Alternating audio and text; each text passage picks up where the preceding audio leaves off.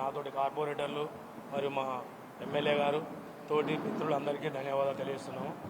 ఆ రోజు మా బీఆర్ఎస్ పార్టీ అధికారంలో ఉన్నప్పుడు మా కేసీఆర్ గారి ఆధ్వర్యంలో మా ఎమ్మెల్యే వినయ భాస్కర్ గారి సహాయ సహకారాలతో మా డివిజన్కు కూడా నుంచి 2,80,00,000 వర్కులు తీయడం జరిగింది. అవి ఆ రోజే మొదలు పెట్టడం జరిగింది. అవి ఇన్కంప్లీట్గా ఉన్నాయి.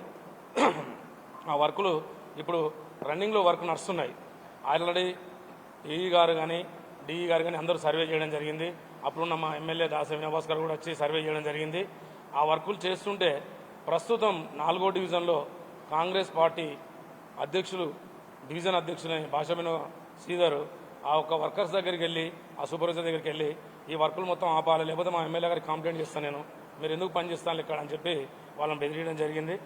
అది ఇంతకు 3 గంటలకే జరిగింది. అది ఇదే విధంగా ఎందుకంటే ప్రజల కోసం పనిచేస్తా అని చెప్పి గెలిచి వాళ్ళ ప్రజల అభివృద్ధి కోసం పనిచేయాలి తప్ప ప్రజల యొక్క అభివృద్ధిని అడ్డుకోవడానికి కాంగ్రెస్ పార్టీ తరఫున ఈ చిన్న చిన్న నాయకులు ముందుకు వస్తూ జరుగుతుంది.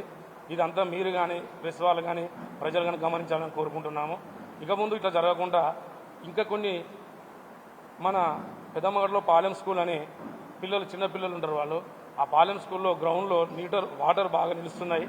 ఆ వాటర్ కొంచెం మొరం ఇట్లా పోసిద్దామని చెప్పి నేను మన గౌరవ డిఈ గారు కానీ ఏఈ గారి అధికారులకు నేను సూచన చేయడం జరిగింది.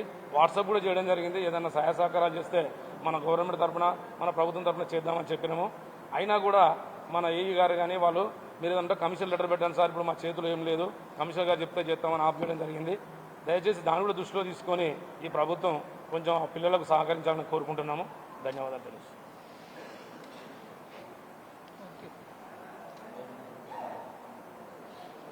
మోహన్ రావు గారు చిన్నప్పుడు గుడిసెలు వేసుకున్నారు. 60 ఏళ్ళు అయితే మేము గుడిసెలు వేసుకొని మేము చాలా కష్టపడి గుడిసెలు వేసుకున్నాం సార్. మీ సార్ దయా వల్ల మేము ఆగి ఉన్నాం.